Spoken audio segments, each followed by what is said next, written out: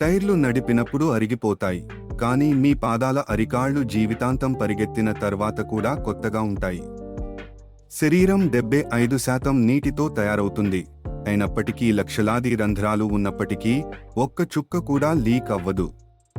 Charging లేకుండా battery పనిచేయదు, కానీ గుండె పుట్టుక నుండి మరణం వరకు నిరంతరం కొట్టుకుంటుంది. ఏ పంపు శాశ్వతంగా పనిచేయదు, కానీ రక్తం జీవితాంతం శరీరం గుండా నిరంతరం ప్రవహిస్తుంది. ప్రపంచంలోని అత్యంత ఖరీదైన కెమెరాలు కూడా పరిమితం, కానీ కళ్ళు ప్రతి దృశ్యాన్ని వేల మెగాపిక్సెల్ల నాణ్యతతో సంగ్రహించగలవు.